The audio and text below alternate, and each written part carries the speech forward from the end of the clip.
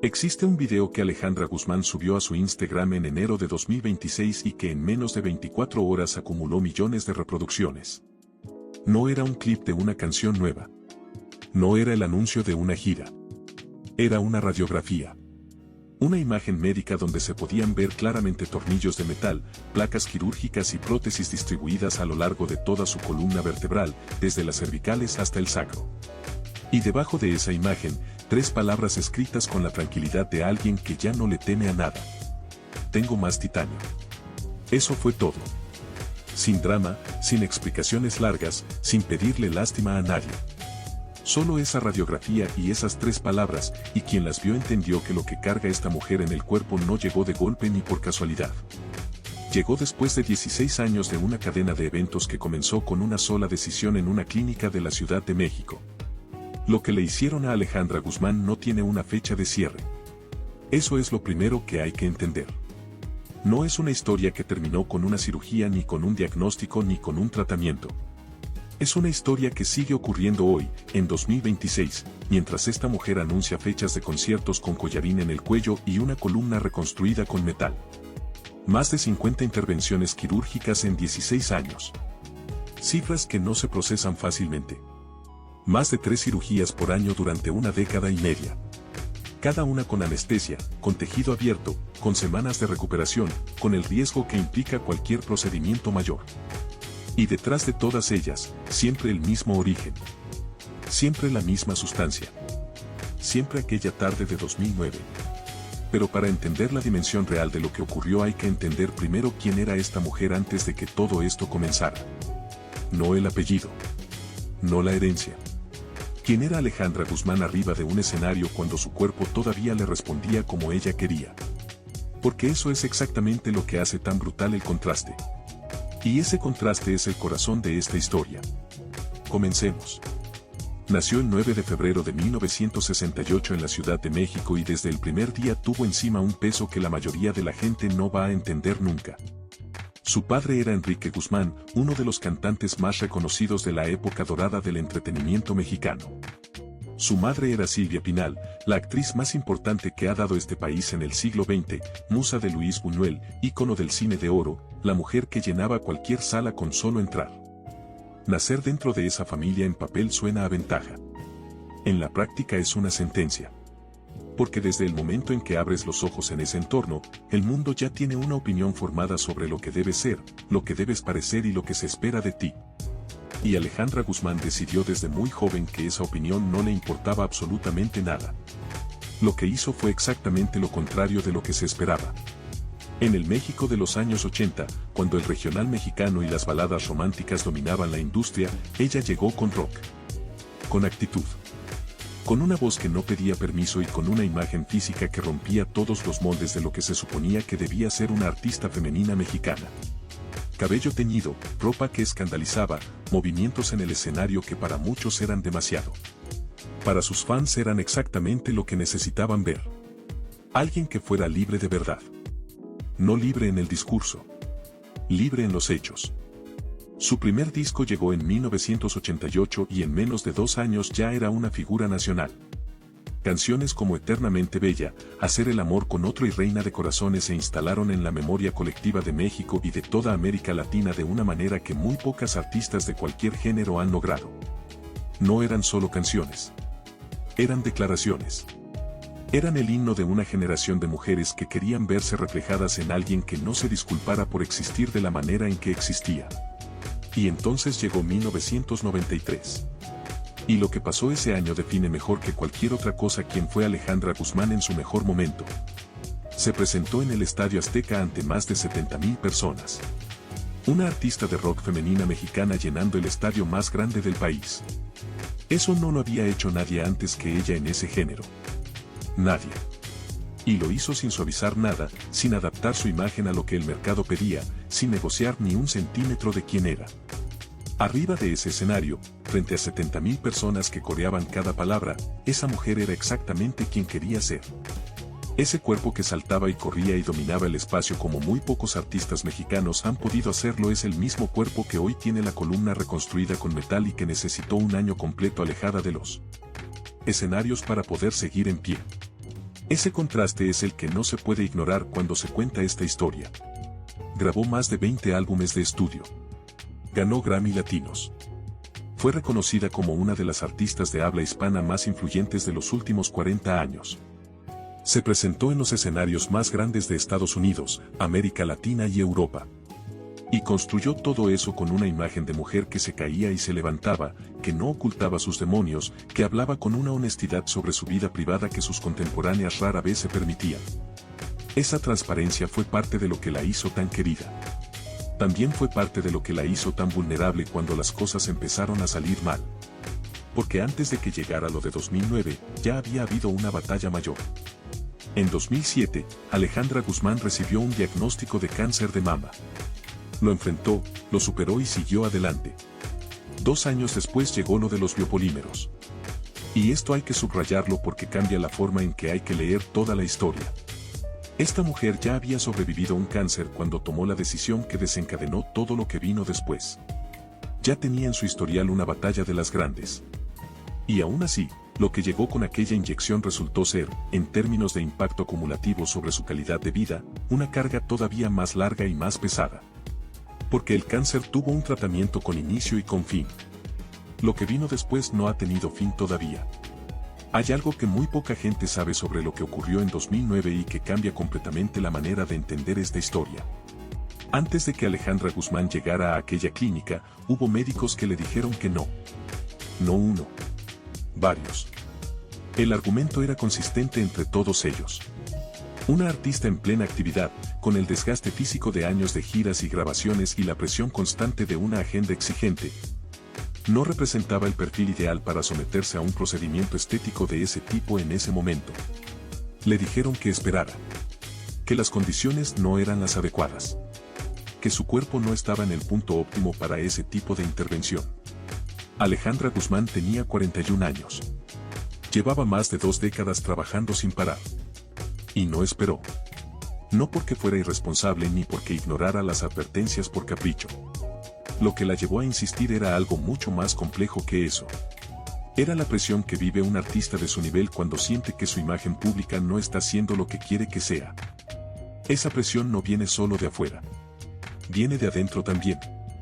De años de construir una identidad que tiene una dimensión física muy concreta y de sentir que esa identidad necesita mantenimiento. La industria del espectáculo no perdona el paso del tiempo de la misma manera en hombres que en mujeres. Y cuando un artista siente ese peso, la urgencia de hacer algo al respecto puede ser más fuerte que cualquier advertencia médica. Fue a través de su círculo cercano que llegó hasta una clínica especializada en procedimientos estéticos en la Ciudad de México. La persona que la atendió no era un cirujano certificado para ese tipo de intervención. Lo que le propuso era un aumento de glúteos con una sustancia que presentó como segura, accesible y con resultados rápidos. El costo era de 98,000 pesos. La sustancia se llamaba metilmetacrilato. Un tipo de biopolímero. Y en ningún país con regulación médica seria esa sustancia está autorizada para procedimientos estéticos. Es ilegal en México. Es ilegal en la mayor parte del mundo. Pero quien la vende no dice eso. Quien la vende dice que es inofensiva. Dice que es una solución simple. Dice exactamente lo que el cliente necesita escuchar para tomar la decisión que ya quiere tomar. Alejandra Guzmán no tenía manera de saber en ese momento lo que esa sustancia iba a hacer dentro de su cuerpo. Nadie se lo explicó con la claridad que merecía. Y si alguien lo intentó, el contexto en que se tomó la decisión no era el de alguien que estuviera en condiciones de procesar ese nivel de riesgo con frialdad. Lo que hay que entender sobre los biopolímeros para dimensionar bien lo que vino después es que no son una complicación médica menor. No son un efecto secundario que se maneja con medicación y desaparece. Son una sustancia que el cuerpo reconoce inmediatamente como un intruso y que ataca sin descanso, generando una guerra interna que no tiene fecha de término. Los biopolímeros migran. Ese es el problema central. Se mueven por el cuerpo sin seguir ninguna ruta predecible, sin que ningún médico pueda anticipar a dónde van a ir ni cuándo van a aparecer en un lugar nuevo. Se encapsulan en tejidos, destruyen músculo, dañan piel y generan infecciones crónicas que no responden a los antibióticos convencionales. Y una vez que están adentro, sacarlos completamente es prácticamente imposible. Se pueden extraer acumulaciones. Se puede limpiar una zona. Pero erradicarlos del todo, de manera definitiva, está fuera del alcance de la medicina actual. Son una condena permanente disfrazada de procedimiento estético. Son una bomba de tiempo con mecha invisible. Apenas unos meses después de aquella tarde en la clínica, el cuerpo de Alejandra Guzmán empezó a dar señales de que algo estaba muy mal. La piel y el músculo de la zona de los glúteos comenzaron a necrosarse. Infecciones internas que no cedían con ningún tratamiento. Fiebre alta sostenida. Dolores que no respondían a la medicación. Y la imagen de una artista en la cima de su carrera siendo trasladada de emergencia a un hospital, enfrentando la posibilidad real de perder tejido corporal de manera irreversible. El 7 de octubre de 2009, Alejandra Guzmán llegó al Hospital Ángeles Interlomas. Esa fue la primera cirugía. La primera de lo que eventualmente serían más de 50. Y en esa primera intervención, ella misma lo declaró años después, lo que vivió fue una experiencia que no tiene nombre suave. Me arrancaron todo en vivo, dijo. El cuerpo estuvo abierto durante 4 meses. Se le reventó una arteria durante el procedimiento. Los médicos evaluaron en algún momento la posibilidad de amputarle una pierna. Ella misma lo reconoció sin rodeos. Pude haber muerto. La infección se pudo haber ido al cerebro, a los nervios, a la sangre. Cualquiera de esos escenarios era posible. Ninguno era remoto.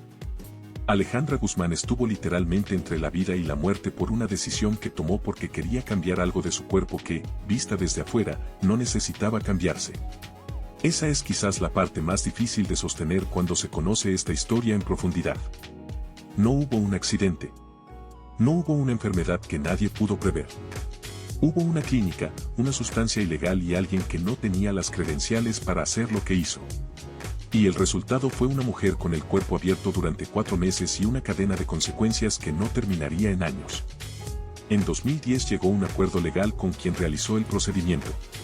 Parte del dinero de ese acuerdo se destinó a un fondo con el que se realizaban mastografías gratuitas para mujeres sin recursos. También hubo un perdón público y legal hacia el médico que aceptó su responsabilidad en lo ocurrido. Pero ningún acuerdo económico y ningún perdón devuelven lo que se perdió aquella tarde. Los médicos que le dijeron que no tenían razón. El problema es que ya era demasiado tarde cuando eso quedó claro. Lo que vino después fue una cadena de intervenciones que no terminó en años. Que de hecho aún no ha terminado. A partir de 2012, cuando los problemas se volvieron imposibles de ocultar y la prensa comenzó a cubrir sus hospitalizaciones de emergencia con regularidad, el mundo fue conociendo poco a poco la magnitud real del daño. Los biopolímeros que le habían inyectado en los glúteos habían comenzado a migrar exactamente como migran siempre. Se acumularon en la cadera. Después en las piernas. Después en otras zonas del cuerpo que nadie esperaba. Y cada vez que el organismo detectaba la presencia de esa sustancia tóxica en un lugar nuevo, la respuesta era siempre la misma. Fiebre. Inflamación. Infección. Quirófano. Recuperación. Esperar. Y volver a empezar. La doctora que lideró su tratamiento durante varios años declaró a medios especializados que para 2021 el número de cirugías de extracción de biopolímeros ya era difícil de contabilizar con exactitud. Para finales de 2022, cuando Alejandra fue operada de emergencia nuevamente por una acumulación en una de las piernas, periodistas que cubrían el caso de cerca reportaron que el total rondaba ya las 40 intervenciones.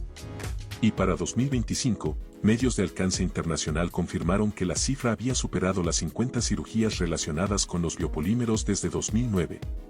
Más de 50. En 16 años. Más de 3 por año durante una década y media. Lo que le extraían en cada una de esas intervenciones no era menor. En una entrevista que dio alrededor de 2020, Alejandra describió con una mezcla de humor y brutalidad lo que sus médicos le habían sacado del cuerpo durante una de esas cirugías en la zona de la cadera y los glúteos.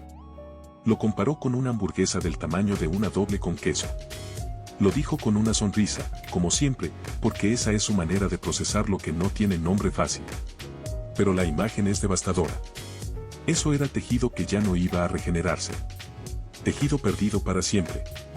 Y esa pérdida se fue acumulando cirugía tras cirugía, año tras año, sin que nadie pudiera detenerla del todo. Su hermano Luis Enrique Guzmán lo sintetizó frente a las cámaras de la manera más directa posible en una de sus apariciones públicas. El rollo de los polímeros no se acaba, dijo. Es una historia que sigue y sigue. Ella tiene buena cicatrización, pero tiene problemas con esos plásticos que hay adentro de su piel. Esos plásticos que hay adentro de su piel. No hay manera más clara de decirlo. No es una operación que terminó. Es una condición permanente que su cuerpo enfrenta cada día, cada semana, cada mes, sin fecha de resolución definitiva a la vista. Pero los biopolímeros son solo una parte de la historia. Porque más de 50 cirugías en 16 años no solo extraen material tóxico. También destruyen tejido sano. También debilitan músculo. También generan un daño estructural acumulativo en huesos y articulaciones que va creciendo en silencio hasta que un día ya no hay manera de ignorarlo. Y eso es exactamente lo que le pasó a Alejandra Guzmán con su cadera y con su columna vertebral. El cuerpo fue cediendo por partes, en el orden en que los daños se fueron volviendo insostenibles, hasta que en 2026 ya no quedaba prácticamente nada original en la estructura central de su cuerpo. En 2013, el desgaste articular en la cadera ya era tan severo que los médicos determinaron que no había otra opción. Le colocaron una prótesis de titanio. Era la primera. En 2016 fue necesaria una segunda intervención en la misma zona. Y para 2018, durante un concierto en vivo, sufrió una fractura de cadera arriba del escenario. No en un entrenamiento. No en un accidente doméstico. En pleno concierto, haciendo exactamente lo que había hecho toda su vida. Su cuerpo simplemente ya no podía responder a la demanda que ella seguía poniéndole porque así era ella, porque no sabía hacerlo de otra manera. En septiembre de 2022 ocurrió algo que el mundo vio en tiempo real. Alejandra Guzmán se presentó en una gala de la herencia hispana en el Kennedy Center de Washington. Era uno de los escenarios más prestigiosos a los que una artista latinoamericana puede ser convocada. Apenas estaba cantando la segunda canción cuando su cuerpo la traicionó de una manera que no había manera de disimular. Perdió el equilibrio. Cayó al piso del escenario. La cadera se le dislocó frente a las cámaras de todo el mundo. Ella misma lo confirmó después sin intentar suavizarlo. Se me dislocó la cadera derecha, dijo. La trasladaron en ambulancia desde el Kennedy Center y el mundo entero vio la imagen de una de las artistas más grandes de México tirada en el piso de uno de los escenarios más importantes del continente. Ese momento en Washington fue uno de los más visibles. Pero no fue el único ni fue el peor. Lo que vino después, en términos de deterioro estructural, fue todavía más grave. La osteoporosis había avanzado de una manera que nadie esperaba en una mujer de su edad. La medicación prolongada, las cirugías repetidas durante años y el desgaste acumulado habían acelerado ese proceso de manera drástica. Los huesos que deberían haber seguido siendo fuertes a los 50 y tantos años estaban cediendo a una velocidad que no correspondía con su edad biológica. Era el costo silencioso de todo lo anterior cobrándose de golpe.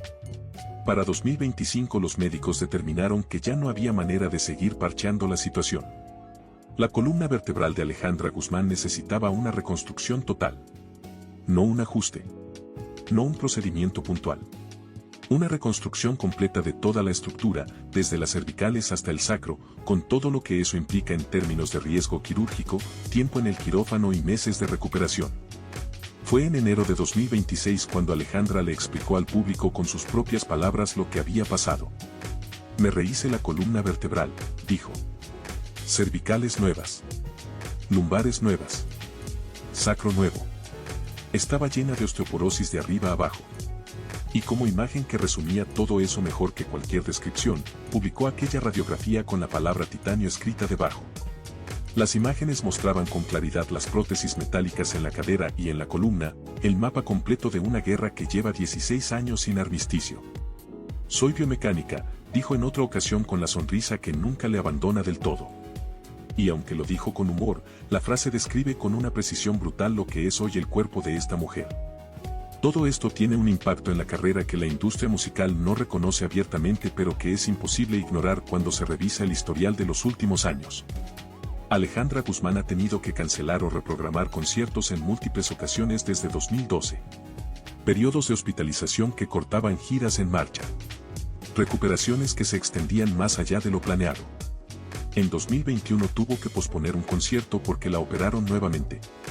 En 2022 la caída en el Kennedy Center la mandó al hospital en medio de una presentación internacional. Y en julio de 2025, justo después de un concierto en Monterrey el día 18 de ese mes, llegó el golpe más contundente de los últimos años en términos de carrera. Fue directamente al quirófano de emergencia y desde ahí salió el comunicado que nadie quería leer. Todos los conciertos del Brilla Tour 2025 quedaban cancelados. México, Colombia, Estados Unidos, todo el calendario. Reprogramado hasta 2026. El comunicado decía, con la diplomacia que exigen estos textos, que la decisión había sido tomada por recomendación médica para garantizar que cuando regresara a los escenarios pudiera hacerlo con la energía y la calidad que su público merecía. Lo que no decía el comunicado es que la situación era mucho más grave de lo que cualquier texto oficial puede expresar. Porque al procedimiento de Julio le siguieron más cirugías. La de las cervicales. La reconstrucción de la columna. Diagnósticos adicionales. Hipertensión. Extracción de líquido sinovial. Inflamaciones en las articulaciones que no cedían. Un cuerpo que no dejaba de necesitar intervención, uno tras otro, sin espacio para respirar entre una recuperación y la siguiente. Y a pesar de todo eso, en marzo de 2026 Alejandra Guzmán anunció que volvía. Que ya tenía fechas. Que el show iba. Su hermana Silvia Pasquel lo confirmó públicamente. Ya está planeando regresar a sus giras, está aterrizando sus fechas. Y eso, más que cualquier otra cosa, es lo que define a esta mujer. El deterioro físico es el eje central de esta historia, pero no es el único frente que Alejandra Guzmán ha tenido que cargar al mismo tiempo. Porque mientras los hospitales y los quirófanos eran parte constante de su vida, afuera el mundo seguía ocurriendo con toda su complejidad y con toda su dureza. Ser hija de Enrique Guzmán y Silvia Pinal en México no es solo un apellido. Es un legado de décadas. Es una expectativa permanente. Es saber que cualquier cosa que pase en tu vida privada va a ser noticia al día siguiente y que no hay manera de blindarse del todo contra eso. Alejandra Guzmán enfrentó durante años una relación públicamente fracturada con su hija Frida Sofía, que se convirtió en uno de los conflictos familiares más expuestos de la farándula mexicana. Acusaciones cruzadas. Desmentidos. Declaraciones en medios. Redes sociales convertidas en campo de batalla. Una hija que la señaló públicamente de maneras que dolían y una madre que tuvo que responder desde hospitales y camillas, con el cuerpo literalmente abierto en algunos momentos. Procesando ese peso emocional al mismo tiempo que procesaba el físico. No es posible medir con exactitud cuánto pesa eso sobre un organismo que ya carga con más de 50 cirugías. Pero pesa. Pesa todos los días. Y también hubo pérdidas que no tienen que ver con biopolímeros ni con cirugías ni con ninguna decisión de 2009. Pérdidas que llegan sin avisar y que no se pueden operar ni reconstruir con titanio. El 28 de noviembre de 2024, Silvia Pinal falleció en la Ciudad de México a los 93 años, a consecuencia de complicaciones derivadas de una neumonía. Se fue la última gran diva del cine de oro mexicano. Se fue la mujer que había sido musa de Luis Buñuel, ícono de una época irrepetible, la actriz más importante que ha dado este país en el siglo XX. Y se fue la madre de Alejandra Guzmán. Ese es el capítulo que no se puede contar con datos ni con fechas quirúrgicas. Ese es el capítulo que solo se puede contar con lo que Alejandra dijo esa misma noche frente a las cámaras, con la voz entrecortada pero sin derrumbarse del todo. Fue para nosotros un regalo de Dios poder estar con ella hasta el último aliento. Se fue como una diva. 2 días después, el Palacio de Bellas Artes abrió sus puertas para el homenaje póstumo. Uno de los reconocimientos más grandes que México puede otorgarle a un artista. Alejandra entró cargando el féretro junto a su hermana Silvia Pasquel y otras mujeres de la familia. Y habló frente a todo el país con las palabras más claras que pudo encontrar en ese momento. Siempre me enseñó que este matriarcado tenía magia, siempre arte, siempre cosas que llevaremos todas. Esa es la mejor herencia que puedo tener. Pero dentro de ese dolor había otra historia corriendo en paralelo. Frida Sofía, la hija de Alejandra, llevaba años distanciada de su madre y de buena parte de la familia. La muerte de Silvia Pinal fue el primer momento en mucho tiempo en que madre e hija volvieron a hablar. Alejandra lo describió con una honestidad que partía en dos. Lo más fuerte fue localizar a Frida. Fue muy fuerte. Solamente ella pudo lograr esa llamada, ese momento que nunca voy a olvidar. En ese momento se olvidan las cosas que puedan ser. Lo que realmente importa es el amor. Silvia Pinal, incluso desde su lecho de muerte, logró lo que años de conflicto público no habían podido lograr: que su hija y su nieta volvieran a hablar. Frida Sofía no pudo llegar al funeral. Era Día de Acción de Gracias en Estados Unidos y no encontró vuelos desde Miami. Pero se había despedido de su abuela antes de que muriera y esa despedida fue el hilo que llevó de regreso a su madre. Todo eso ocurrió al mismo tiempo. El velorio. El homenaje en Bellas Artes. Las cámaras de todo México encima de la familia. Y Alejandra Guzmán procesando la muerte de su madre mientras intentaba recuperar la relación con su hija, con un cuerpo que ya venía debilitado por años de cirugías. Cargando ese peso emocional en el momento más público posible. No hay manera de separar esas capas cuando se cuenta esta historia con honestidad. El cuerpo y la vida personal no funcionan en compartimentos independientes. Lo que destroza por adentro termina apareciendo afuera, de una manera o de otra, en el momento menos esperado. 8 meses después de la muerte de Silvia Pinal, Alejandra Guzmán estaba en el quirófano de emergencia. Era el 18 de julio de 2025.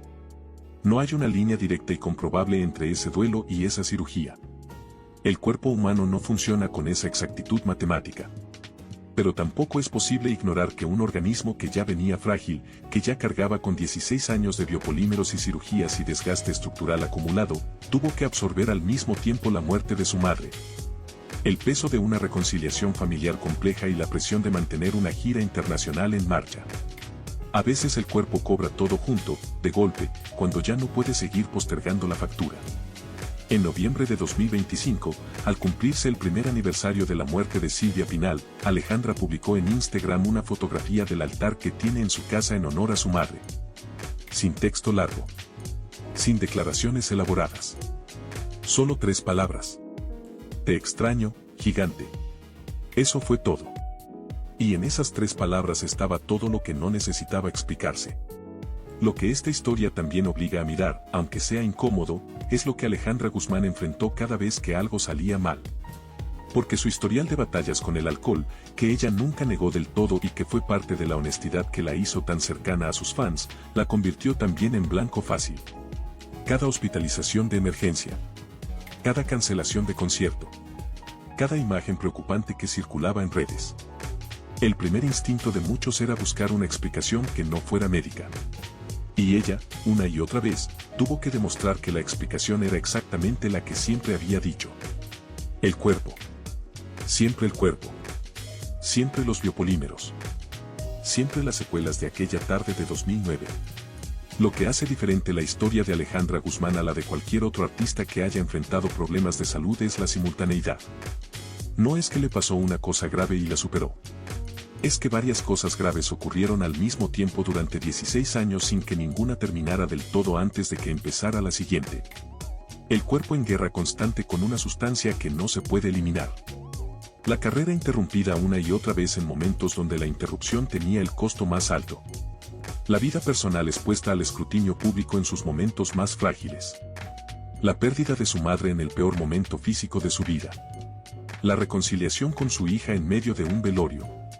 Ninguna de esas capas existe de manera aislada. Todas se alimentan entre sí.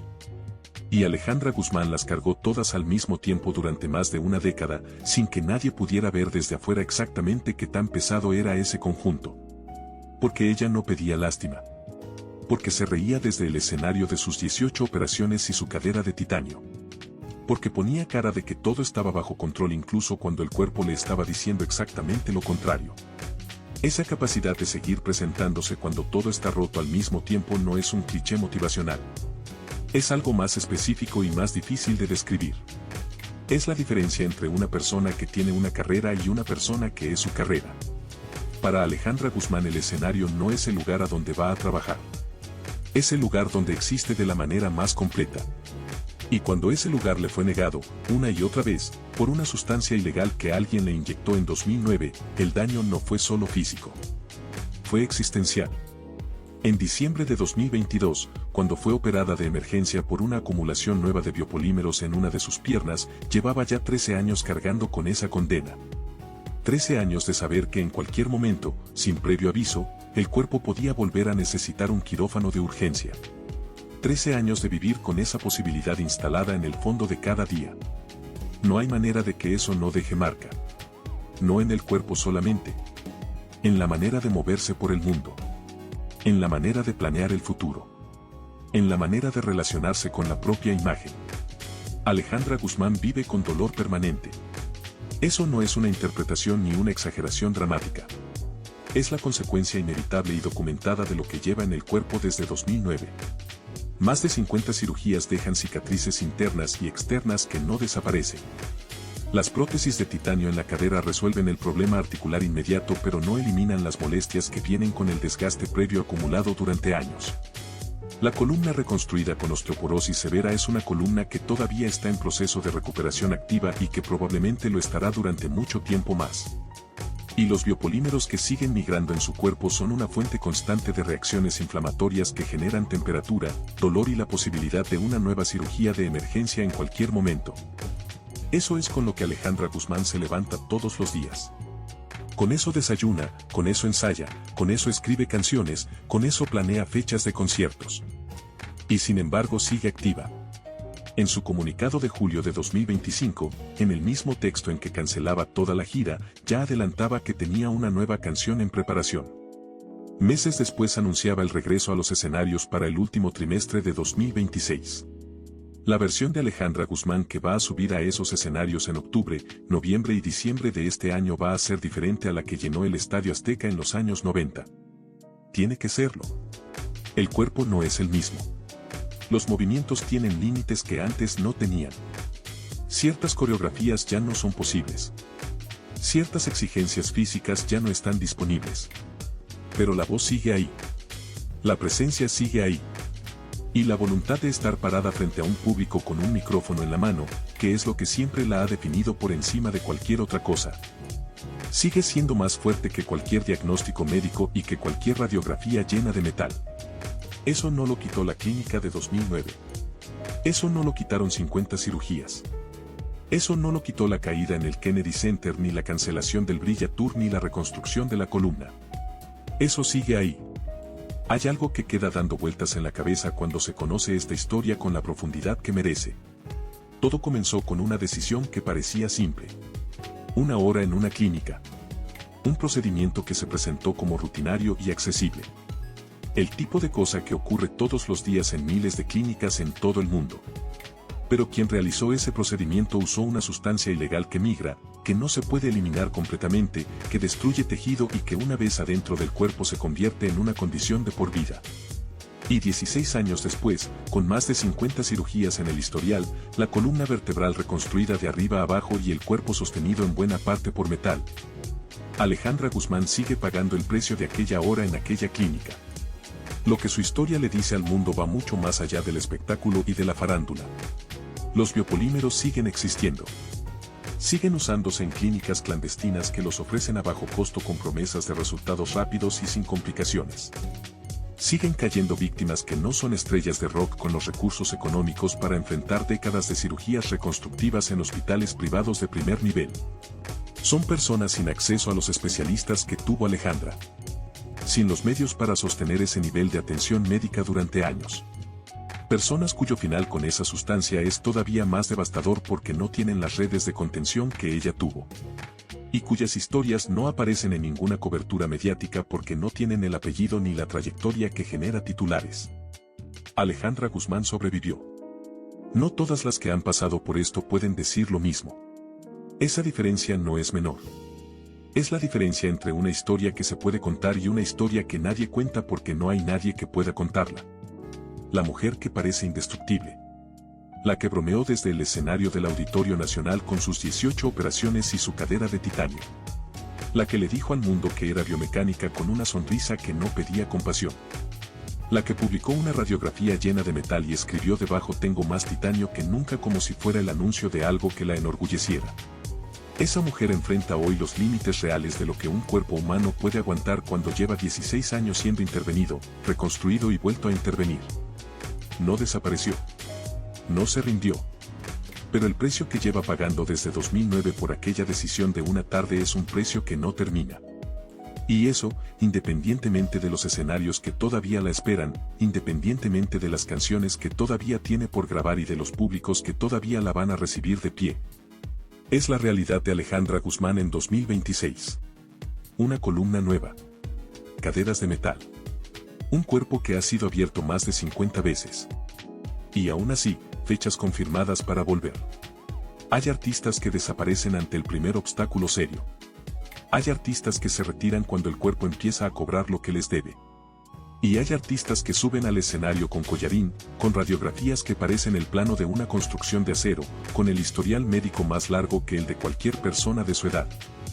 Y le cantan al público como si nada de eso existiera. Alejandra Guzmán es de las últimas. Siempre lo fue. Eso tampoco se lo quitó nadie. 16 años después de aquella tarde en aquella clínica, la reina del rock mexicano sigue en pie. No de la misma manera que antes. No con el mismo cuerpo que llenó el Estadio Azteca. Pero en pie. Y eso, conociendo todo lo que hay detrás, es quizás lo más impactante de toda esta historia. No lo que le hicieron. Lo que no pudieron quitarle.